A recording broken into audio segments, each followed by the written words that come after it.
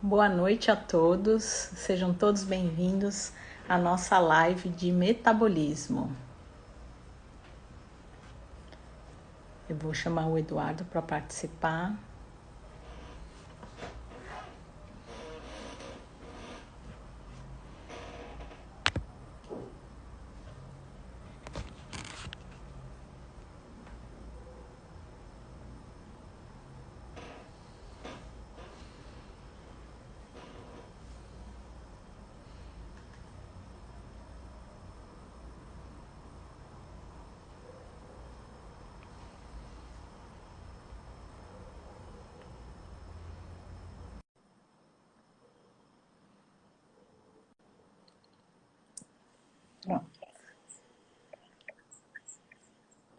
Pronto, adicionei o Eduardo. Então vou falar novamente, boa noite a todos. É com muita honra que nós estamos aqui para conversar sobre Maffei. Para quem não estava presente na última live, eu vou falar um pouquinho novamente de Maffei. Maffei era um patologista, foi um médico, né? Que se formou na USP, e ele participou como docente da PUC Sorocaba, da Santa Casa e da USP. E a gente se embasa num livro chamado Fundamentos da Medicina, em que lá ele descreve que ele fez, ele escreve sobre a patologia, né, desde a clínica até o anátomo patológico. E o que é interessante de Maffei é que ele tem 120 mil necrópsias realizadas por ele. Então é um conhecimento inigualável, né? Hoje a gente vai conversar sobre metabolismo.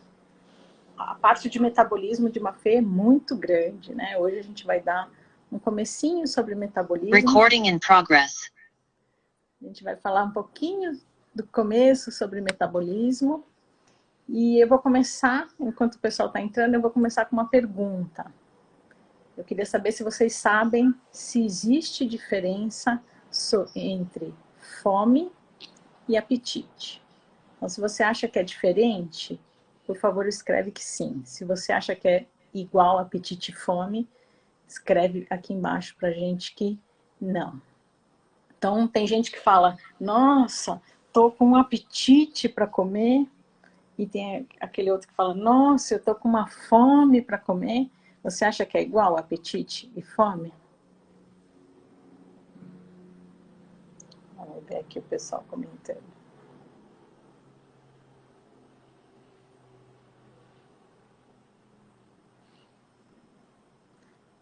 Por enquanto. Que sim, tem gente falando que não.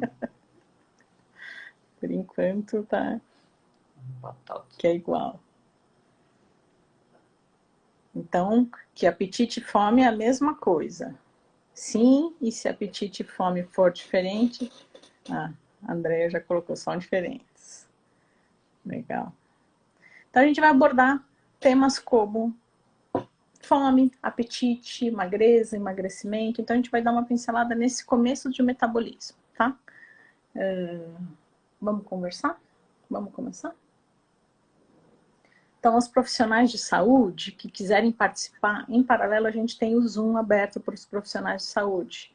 Por quê? Porque terminando a live, a gente vai responder algumas perguntas mais específicas.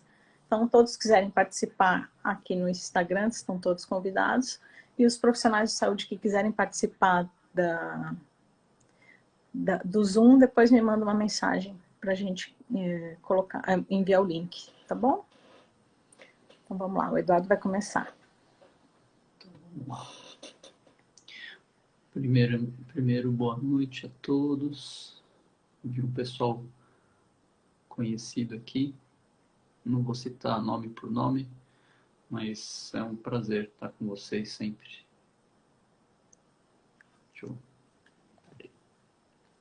Então, acho que eu falei na outra live, mas vou falar de novo. A grande diferença, né, da gente estudar um patologista vitalista é que, como o enfoque ele deixa de ser só no externo, né, e o enfoque passa a ser mais o indivíduo, Não que a gente, não que ele ignore o externo, porque o terceiro volume, né, da obra dele, Fundamentos da Medicina, é só sobre causas exógenas, né? Então, tem até um tratado de medicina ocupacional ali dentro, né? Então, isso quer dizer que ele só, acho que dava as devidas proporções, né? Guardava as devidas proporções aí para cada lado, né? Tanto os fatores endógenos quanto os endógenos. E a medicina tradicional tem enfatizado demais, né, o exógeno, tá? E aí a grande vantagem é que ao invés de ficar uma coisa massificada, baseado só em números e na curva de Gauss, né, a gente consegue estender um pouquinho aquela curva normal, a gente passa a aceitar um pouquinho mais os extremos como normal também, né? Porque já que tem algo além da matéria, né? E em relação aí à vida, então a gente tem um conceito de saúde individualizado, né? Então, vamos lá, sem mais delongas, fiz aí um parênteses. E a gente vai fazer outro parênteses para falar justamente sobre isso, sobre como a gente vai individualizar, né? E que a gente quer passar bastante para vocês aqui. Um dos enfoques é que vocês se autoanalisem e busquem aí o autoconhecimento para vocês buscarem saúde, né? Não só depender do medicamento, que isso não é. A gente tem que prevenir, né? Sempre é melhor prevenir. Então eu vou falar só um pouquinho de mitologia e depois a gente entra na matéria, né, propriamente dita, tá? Então na mitologia, segundo o Hesíodo foi um lá dos escritores, né, lá antigos, lá da Grécia, e ele escreveu um livro que chama Teogonia, que é meio que a história dos deuses, né? Então Cronos devorava todos os filhos após nascerem. A mãe Reia, para enganá-lo, né, embrulhou uma pedra e a deu para o marido, poupando assim a vida de Zeus. Então a Reia, mãe de Zeus, para enganar o marido, porque ele comia todos, né? Então ela deu uma pedra, ele engoliu a pedra e ela escondeu Zeus, né? Em seguida ela deu o bebê para Damanteia cuidar e manter em uma caverna que ficava em uma montanha na Creta. E aí ela, pro Cronos, pro pai, né, marido dela, não escutar o choro das crianças, a Damanteia reunia na caverna os coretos ou coribantes para dançar, gritar, bater suas lanças nos escudos. Na mitologia existe um chifre, né, cheio de alimentos, e eles chamam isso, né, de cornucópia. E aí Zeus, ao tornar-se o deus dos deuses, em sinal de agradecimento, concedeu um poder especial aos chifres de Amalteia. E aquele que os possuísse, né, poderia obter tudo o que desejasse. Daí a lenda do corno da abundância, ou cornucópia, também chamado de corno de Almateia. Como a gente vai falar de metabolismo, né, então depois eu vou dar uma explicada. Toda mitologia, todo mito tem várias lentes, né? Não é, como é um padrão de comportamento, tem várias interpretações, né? Assim como quando a gente lê um livro ou vê uma obra de arte, né, cada um enxerga com suas próprias lentes, tá? Então eu só vou falar de uma delas, né? E aí os coribantes, aqueles que ficavam ali dançando e fazendo barulho, né, para Cronos não escutar os gritos da criança, né, que era Zeus. Os coribantes eram sacerdotes de Reia, peritos na arte de trabalhar em metais, assim como os coretes e cabiros. Os coribantes eram divindades misteriosas. Nos seus êxtases sagrados executavam danças, conduziam seus cultos em ritos de orgia, acompanhados por gritos selvagens e a música frenética de flautas, tambores e símbolos. Possuídos pela febre da dança, não realizavam suas evoluções segundo uma clara consciência. Daimônios, demônios, né, na antiguidade, eles eram todos os espíritos, tá? Então não são só os espíritos maléficos. Então esses demônios rústicos, os coribantes e os curetes, foram nomeados por Réia para guardar Zeus, quando ele ainda era criança. Escondido em uma caverna do Monte Ita, em Creta, Zeus era o único filho que tinha sido salvo de ser engolido por seu pai Cronos. Esses demônios abafavam o choro da criança com uma dança frenética, fazendo ruídos com suas lanças e escudos. Então, o que a gente vai desenhando um pouco, pelo menos na minha visão, né? Então, Cronos, né, tem a ver com cronologia, né? Então, essa é a vida, né? A idade, enfim, o andar do relógio. Depois a gente vai ver que para os gregos o tempo tinha 3 tipos de tempo, né? E Zeus representa aí uma coisa diferente, que eu vou falar um pouquinho mais para frente, mas o que eu queria passar é que essa fase de nutrição, ela pode ser feita dessa maneira, né? Principalmente na infância, só como metabolismo, só como crescimento, uma coisa inconsciente, e o problema é que às vezes a gente mantém, né, esse hábito aí muito parecido com uma festa isso aqui, né? Então, dança, tambor, símbolo, né? E eles, de uma maneira inconsciente, iam aí alimentando e fazendo barulho. E aí, sobre Zeus, Zeus casou-se com a Alcione de Metis. Metis significa habilidades, e ela tinha a capacidade de prever todos os acontecimentos. Era a deusa da saúde, da proteção, da astúcia, da prudência e das virtudes. Então tem toda uma simbologia, né? Zeus já representa uma coisa diferente desse passar do tempo inconsciente, só de alimentação e de atitudes, né? A gente vai ver, de escolha de alimentos baseados só no gosto, enfim. Então a Metis, Zeus casou com Metis e quebrou um pouquinho isso do Cronos, né? Que é esse tempo só cronológico, né? Os animais, eles não têm consciência, né? E eles também vivem nesse tempo, né? Do Cronos, que é nascer, viver e morrer. E fazer aquilo só um instinto, tá? Para os gregos, Kairos já tem uma conotação um pouco diferente, né? Da crise. E aí nas crises tem muito a ver com esse casamento de Zeus, né? Que tem essas habilidades de prevenção, proteção, saúde, né? Então já é um tempo com uma consciência mais elevada, né? E é isso que a gente vai tentar passar hoje aqui, né? De como a gente fazer uma proteção, uma promoção de saúde, né? E, enfim, vamos ver se a gente incorpora um pouquinho da METS, não só dessa alimentação inconsciente, com informação, né? E aí, por fim, a Ion, para os gregos, aí já tem mais a ver com o tempo divino. Acho que não cabe muito aqui, a gente vai parar no Kairos. Mas o Aion é aquele indivíduo, né, se a gente for puxar da história, por exemplo, Cristo, né, que ele já existia uma sincronicidade muito maior aí. Então ele sabia quando ia morrer, enfim, tem todo um significado, né, todas as passagens da vida dele. Esse seria o objetivo, né?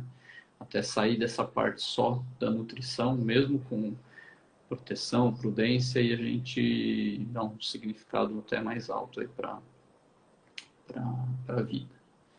Mas hoje a gente vai ficar no Kairos, tá bom? Bom. A gente podia só colocar aqui, então, esse início da aula foi sobre mitologia, que é uma expertise do Eduardo, né? Agora sim que a gente começa a falar de Maffei, né? Então aquele conteúdo não tinha lá no livro de Maffei. Agora a gente começa a falar de Maffei. Isso. Então, acho que a mitologia é legal para iniciar o assunto, porque a gente enxerga padrões de comportamento, né? A mitologia é uma religião morta, mas que tem a ver com esse padrão de comportamento aí da coletividade, né? Então, só relembrando aqui da cornucópia, né, que é da onde vem toda essa abundância, né?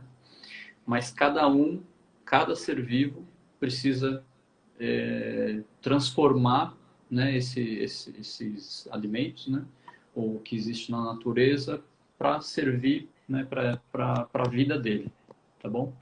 Então, metabolismo, que é transformar, né, vem do grego. Metabolismo significa isso, transformação, né?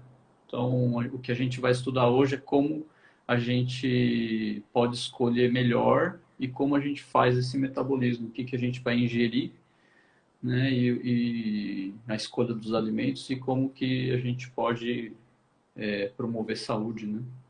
Através disso. Então, o conceito de metabolismo consiste no complexo dos processos bioquímicos por meio dos quais os seres vivos transformam determinadas substâncias obtidas do mundo exterior a fim de produzir energia e manter a estrutura das células do seu organismo. E aí tem uma frase bem que resume bem aqui, né? Por isso, todas as funções das células em particular e do organismo em geral estão na estrita dependência do metabolismo. O metabolismo representa, pois, a própria razão da existência dos seres vivos. Isso desde o unicelular, né, do ser vivo unicelular até teoricamente o ser vivo mais complexo, que seria o ser humano, o Homo sapiens. Ele separa já de início a alimentação de nutrição. Então, a alimentação é o ato pelo qual os seres vivos escolhem, preparam e introduzem no seu organismo as substâncias de que necessitam para suas atividades. Então, é a escolha do alimento, né? Nutrição já tem a ver, né, com as substâncias introduzidas no organismo, através da alimentação. E aí elas são transformadas em outras mais simples, que permitam às células obterem os materiais indispensáveis para a produção de energia e reparar a matéria viva gasta, né?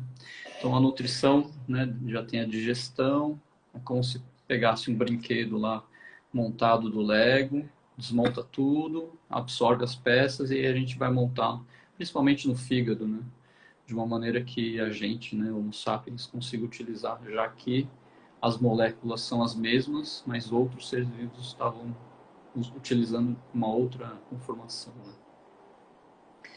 Os alimentos são classificados. O Maffei, na época dele, ele chamava de princípios imediatos, hoje a gente chama de macronutrientes, né? Carboidrato, proteína e lipídio, águas e minerais, e substâncias indispensáveis, que era o nome da época, são as vitaminas, tá? Então, macronutrientes, água, minerais e os micronutrientes, né? Vitaminas principalmente. Quando ele cita, né, substâncias indispensáveis. Eu já falei, princípios imediatos, né, proteína, lipídio, hidrato de carbono. E as vitaminas a gente tem que lembrar sempre que tem as hidro e as lipossolúveis, né? Acho que é importante a gente colocar uma gota de óleo aí na salada para a gente conseguir absorver as lipossolúveis, tá? A, D e K. E ele separa esse processo todo do metabolismo, né? A gente não vai falar de todos hoje, a gente vai ficar só no primeiro, mas ele separa em ingestão, digestão, absorção, assimilação e desassimilação. Então eu vou citar um pouquinho só de cada um e depois, né, a doutora Soraya vai falar mais da ingestão, que é o assunto de hoje. Então, a ingestão pode ser de sólidos, líquidos e gasosos. A gente não pode esquecer que o oxigênio, né, faz parte aí, ele é importantíssimo para as reações de oxirredução. Então, a gente encara como nutriente. A gente vai falar mais sobre a ingestão, né, fome, apetite, enfim, isso vai ficar, é o assunto principal da aula. A gente vai falar daqui a pouquinho, então eu vou falar rapidamente. A digestão é a ação das enzimas sobre os alimentos. A absorção é a passagem dos produtos originados na digestão dos alimentos através da mucosa do tubo digestivo, a fim de serem utilizados pelas células. E a assimilação e desassimilação tem a ver com metabolismo intermediário, tecido conjuntivo, espaços lacunares. Isso a gente não vai comentar hoje, tá bom? Isso talvez fique aí para Só um minutinho. André, qual parte que você perdeu, por favor? Que ela pediu para você repetir. Repete então só a divisão enquanto ela responde para mim. Ingestão, digestão, é aquela matéria que a gente tem na escola mesmo. Ingestão, digestão, só pensar no tubo digestivo, né? A gente ingere, depois digere, isso se transforma em moléculas menores, a gente absorve pelo intestino delgado, principalmente, e isso vai para o fígado, tá, já pegou. Vai para o fígado e, enfim, aí depois se espalha, né, pelo organismo, vai se acumulando, por exemplo, glicose, vai para o fígado e glicogênio, para o músculo também, enfim, e forma glicemia também, mas isso não é o assunto de hoje, tá bom? E aí agora a doutora Soraya vai A gente vai falando falar. Então a gente vai continuar aqui na ingestão e a gente vai falar um pouquinho agora de fome, né? Então quem não sabe quando a gente sente fome, né? Então aquela hora que a gente começa a sentir aquele vazio no estômago, o que acontece? Nosso estômago começa a se contrair. Então a gente tem gente que fala, nossa, tá roncando aqui a minha barriga, né? Então naquele primeiro momento o estômago ele tem essas contrações. E aí, se você continuar com aquela fome e não comer, a gente começa a entrar num jejum, e aí essas contrações vão diminuindo, e de repente parece que passou a fome. Então, se você tem fome e não come, começar a se observar, no primeiro momento você sente aquelas contrações, aquele vazio, né? Depois vem esse jejum, e aí as contrações se enfraquecem, e a gente para de sentir essa sensação, né? A fome, qual é o objetivo dela? É fazer com que a gente busque o alimento. Então, o normal é que a gente busque por alimento, que a gente sinta a fome de 3 a 4 vezes por dia. E eu queria que você completasse aquela parte. Então, quando a gente vai estudar fisiologia, a gente, né, tem vários mecanismos, né, que desencadeiam a fome. Tem alguns hormônios, não é um só, tem a distensão ou não da parede gástrica, tem a região lá do centro, lá do sistema nervoso central que controla, né, tem receptores para detectar se tem glicose, se não tem no sangue. Mas acho que um resumo legal que o Maffei coloca é que, no final das contas, né, a fome serve sempre, né, para... Ele coloca assim, ó, necessidades do organismo para a produção de energia e reparar as perdas de matéria viva constituem o principal fator determinante da fome. Depois a gente vai falar sobre fome específica, acho que essa definição é legal. Tem a ver com as necessidades do organismo para produzir, que nem da célula, né? Porque o organismo é formado por células, então é meio óbvio. Mas são as necessidades do organismo para a produção de energia e reparar as perdas de matéria viva. Energia e reparar a matéria viva. É o principal fator que determina a fome. Agora a gente vai falar de fome específica. Então, a fome específica é específica por alguma coisa, né? Então, ele é um instinto instinto nutritivo. Então, a gente resolveu trazer alguns exemplos aqui para vocês entenderem melhor o que é essa fome específica, né? Então, quando a ave ela está botando ovo, ela precisa do cálcio. Então, o que ela faz para buscar o cálcio? Ela bica o ovo. Então, lá na chácara, a gente tem as galinhas, na chácara do meu pai, e vira e mexe a gente vê um ovinho bicadinho. Então, algumas galinhas podem estar buscando aí esse cálcio. Elas bicam também parede para buscar o cálcio. Ou então o exemplo do esquimó. O esquimó mora lá no Polo Norte, é muito frio. Então o que ele faz? Instintivamente ele busca por comidas gordurosas, porque ele precisa dessa gordura para se defender desse frio. E na fome específica já é um pouquinho já é um pouquinho da patologia, tá bom? A gente já não está falando mais do normal, né? Até agora a gente estava falando aí da fome, né? E agora a fome específica a gente pode são mais três exemplos, né? A paica na gestante, quando ela tem anemia, e fica aquela gestante que fica com vontade de comer tijolo. Tinha uma paciente que passava, ela falava assim, eu passo na obra e sinto aquele cheiro de tijolo molhado e eu tenho vontade de entrar lá e comer.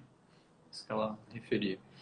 O diabético tem vontade de comer doce, mas não é falta, né, de açúcar no sangue, né? A glicemia, na verdade, está alta, mas ele não consegue utilizar. E o obeso, muitas vezes, ele tem desejo de alimentos gordurosos. Não todos, né? Mas é até que frequente. Até porque ele não consegue metabolizar bem as gorduras e acaba acumulando, né? Seria mais ou menos o mesmo raciocínio aí do diabético. E quando a gente come a mesma coisa todo dia?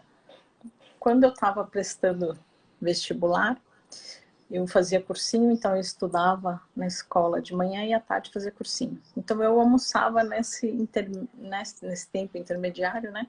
Eu levava um lanche, a minha mãe fazia para mim o meu lanche e uma maçã. Então eu passei um ano comendo maçã. A minha mãe nem sabe, ela vai descobrir isso agora. Eu passei um ano comendo maçã de sobremesa. Nos anos seguintes, eu não podia ouvir falar de maçã. E foram muitos anos sem poder comer maçã. Por quê? Porque se a gente come o mesmo alimento continuamente, então todo dia eu comia maçã, ele satura no nosso organismo. E aí a gente começa a criar uma repugnância àquele alimento. Então, o segredo é nunca repetir a mesma alimentação. Eu vejo que muitas pessoas têm um pouquinho de preguiça de cozinhar e acabam levando miojo. Mesmo as pessoas que gostam de miojo, se começar a comer aquele miojo todo dia, começa a criar essa repugnância. Por quê? Porque a alimentação contínua, ela acaba saturando o organismo. Uma analogia seria a mesma coisa que você, falando sobre o Lego de novo, né? Seria a mesma coisa que você pegar sempre a mesma peça de Lego, chega uma hora que você não consegue montar mais nada, né? Fica faltando peças, só tem a mesma peça. Se vocês tiverem alguma história sobre saturação de alimentos, conta pra gente aqui no chat. Vamos conversando durante a aula. Bom, vamos falar então de apetite. Apetite é diferente de fome. A gente viu que fome é aquela sensação do vazio que faz a gente ir buscar o alimento. O apetite não, o apetite ele é despertado pela culinária. Então aqui em casa eu tenho um chefe de cozinha profissional aqui. Não profissional não. Que tem esse dom. Então o Eduardo ele cozinha e ele põe lá os temperos dele, ele põe o amor dele. Então ele desperta na gente esse apetite. E apetite é qualidade, não é quantidade. Então é aquela comida que você come pelo sabor, não por comer muito, né? Então continua, por favor. Então, se alguma coisa eu consigo cozinhar, aí é por causa da Dona Helena, né? Aí tem a ver com a comida da mãe. Então, duas coisas que acho que minha mãe deixou, que eu me lembre pelo menos, né? Que é coma de tudo um pouco, né? Que é de uma sabedoria metabólica, vamos dizer assim. E toda vez que a gente vai comer na casa dela, ela fala, mas eu sempre faço a mesma coisa, tal. Será que eu faço prato diferente? A gente sempre fala, não, mãe, faz a sua comida, que é essa que a gente se sente melhor por causa disso, né? Então a gente tem toda a história lá que a gente sempre comeu, enfim, mas a gente saboreia, né, esses alimentos e esses pratos que ela faz.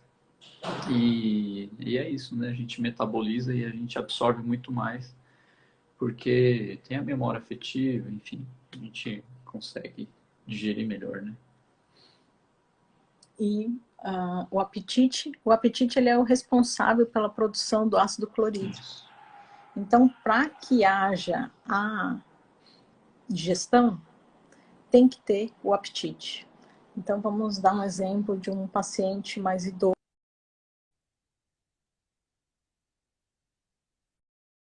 Um paciente mais idoso, que já está mais acamado, começa a ter menos apetite, a digestão para ele fica mais difícil. Por quê? Então, lembrando, ó, quem faz a produção do ácido clorídrico no estômago é o apetite.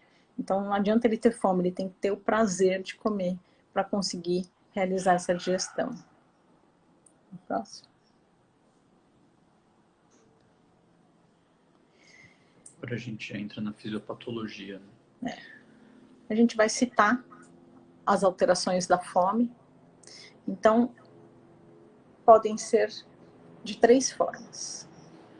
Quando falta fome, a gente chama de anorexia. Quando há um exagero em grande quantidade, a gente chama de polifagia. Então, o exagero da fome e a gente come grande quantidade de alimento é a polifagia. Agora, quando há um exagero e a gente come pouca quantidade, repetidas vezes, aí é bulimia. Então, a gente está trazendo sempre a nomenclatura do Maffei, né? Então, pode diferir um pouquinho. Agora, uma coisa que a gente observa nos pacientes algumas vezes, né? São as aversões. Né? O Maffei, ele cita, mas não está assim, na classificação dele. Mas a gente vê, né? Outro dia, um paciente com gota, e paciente com insuficiência renal fala isso também, né? Que eles têm aversão à proteína, principalmente de origem animal, né? Então, o metabolismo, ele não está conseguindo mesmo transformar aí a proteína em aminoácido direitinho e acaba, o metabolismo não suporta mais, né? Seria como se estivesse saturado, mas não por excesso, né? Na verdade, ele está com uma patologia das proteínas, né? Distúrbio metabólico proteico. E agora a gente vai chegando já ao final aí da nossa live e a gente vai falar um pouco sobre magreza e emagrecimento. Então, eu queria saber de vocês se vocês acham que magreza é a mesma coisa de emagrecimento. Queria que vocês comentassem aqui comigo. Então, se vocês acharem que é igual, põe assim, magreza é igual a emagrecimento? Põe sim, por favor. Agora, se você acha que magreza é diferente de emagrecimento, põe não, por favor. Deixa eu ver o que vocês acham. Põe aqui para mim no chat.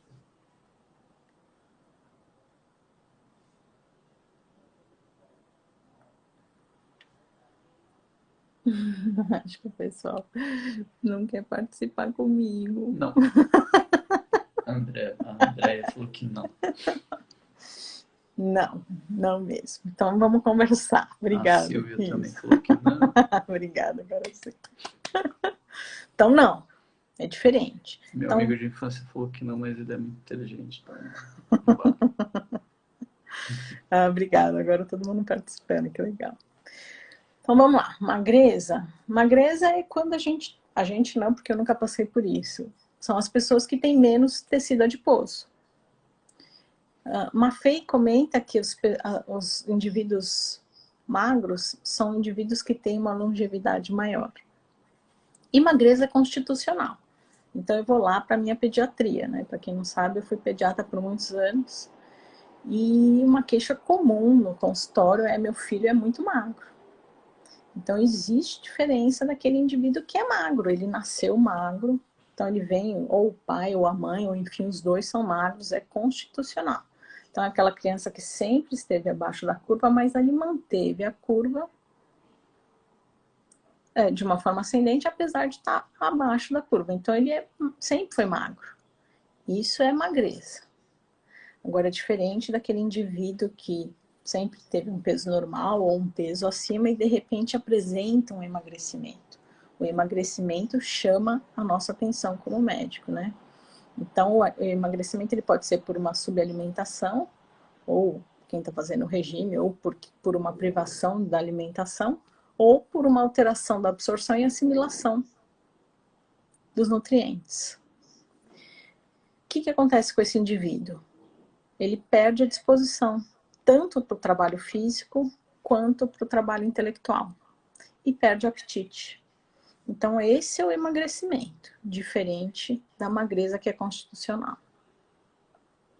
Por favor. Não. Acho que a gente finaliza. E eu queria saber se deu para entender, então, a diferença do indivíduo que chega para a gente que é magro. A gente vê que Ele é um indivíduo magro, constitucionalmente, né?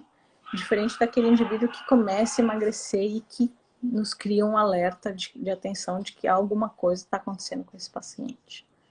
Queria saber se vocês entenderam essa diferença. E queria saber se tem alguma dúvida. A gente finaliza aqui a nossa apresentação de hoje. Estamos abertos para dúvidas. Se alguém quiser entrar online com a gente, eu também posso chamar para participar.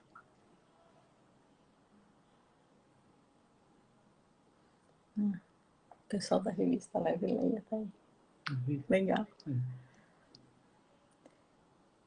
Se alguém quiser participar, só escreve para mim aqui que quero participar. Eu posso pôr online e fazer a pergunta online, ao vivo. O pessoal está dizendo que está entendendo, que está entendendo. Legal. A Silvia, Carol, Fátima Palhas. Vai ficar... A Gleiva já entrou. Roberta. A Roberta está aí? Roberta, Solange. Legal. Alguém perguntou aqui se a live vai ficar disponível. Sim. Ao término eu salvo a live e aí fica disponível no nosso Instagram, tanto do Eduardo quanto no meu. Deixa eu só segurar aqui uma pergunta. Roberta, quer falar? Não, por favor. Então, a tireoide é como se fosse o acelerador do organismo, né? Qual foi a pergunta? Se a tireoide... o metabolismo está relacionado com a tireoide. Então, a tireoide é como toda a glândula do nosso organismo, ela ajuda a fazer aquela adaptação do organismo como um todo, né? Tem uma ação aí no organismo inteiro. Então, as gônadas, né? Agora, a tireoide é como se fosse o acelerador do corpo. Quando ela produz muito hormônio dela, a gente fica acelerado inteiro. O metabolismo todo acelera. A frequência cardíaca acelera, a gente emagrece, o humor fica muito lábil. E o contrário também, né? Desculpa. E o contrário é o que a gente conhece aí como tireoide preguiçosa. E aí é como se numa fábrica chegasse matéria-prima, mas a fábrica não está funcionando, está funcionando muito devagar, então começa a acumular.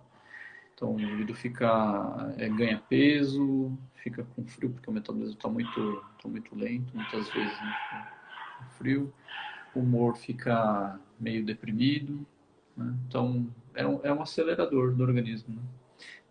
Funcionando demais é como se você pisasse, esquenta o motor do carro, dá diarreia, tudo funciona rápido. E o hipotireoidismo é o contrário disso, tá? Tem a ver sim. A Gislene coloca assim, eu sou magra, mas como muito, e sinto fraqueza logo depois de comer.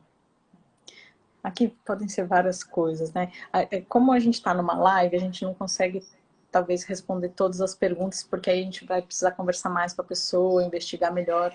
Então, existem algumas perguntas que a gente vai pedir para vocês conversarem com o médico de vocês, ou, enfim, se for o Eduardo, o médico, conversar mais em particular, porque aí fica mais difícil para a gente responder só com uma pergunta. Somente como homeopatas, né? Para quem é nosso paciente aqui, sabe que a nossa consulta demora muito tempo, porque a gente precisa conversar bastante com o paciente para chegar em algumas definições, né? Então, essa da Gislene, eu vou pedir para ela conversar com a gente depois no particular ou com o médico dela, né? É porque abre um leque, né? A gente precisa... Sobre a Gleiva perguntou, eu não sei se é a Gleiva ou o Albert, eu acho que é a Gleiva, da revista Leve. Sobre os alimentos. Sobre os alimentos, é interessante fazer várias opções de prato? Sim. Então, é como o Lego, né? A gente tem que escolher várias peças para poder montar da melhor maneira possível. Entre aspas, o brinquedo que o nosso organismo, da maneira que o nosso organismo vai utilizar, né? Então, daquilo que a gente estava falando lá no começo, a gente precisa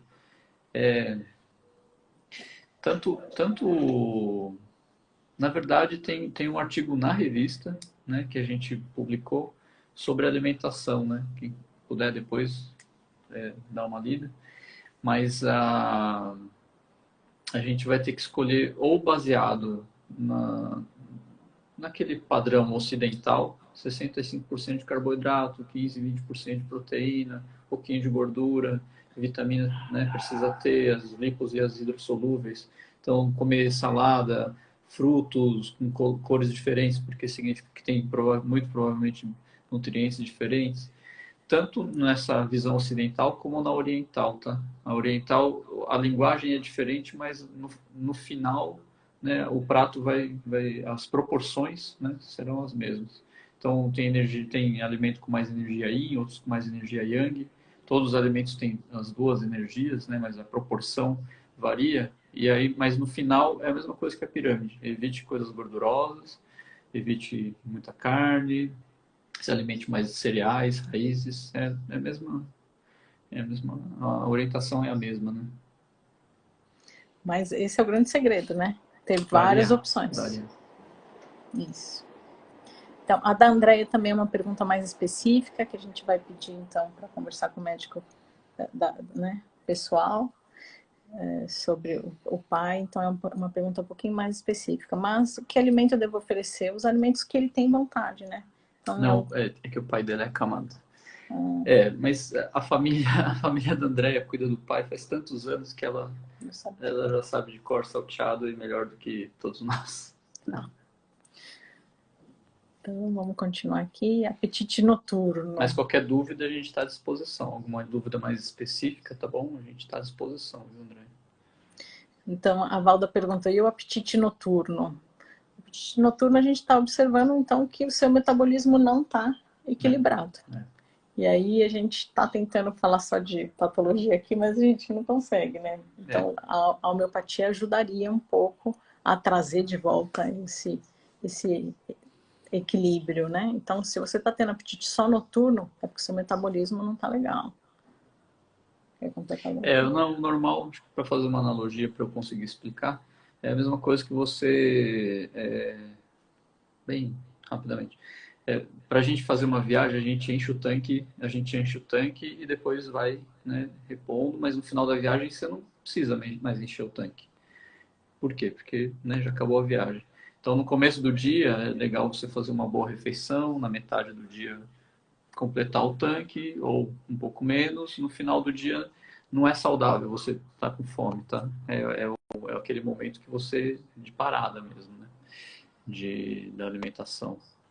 Então, a fome noturna, ela é sintoma, né? Depois a gente precisa ver direitinho o que está acontecendo.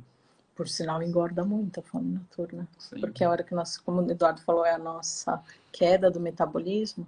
Então, se coincidir com a queda do metabolismo e o aumento da ingestão, é ótimo para engordar, né? Tem mais alguma dúvida, gente?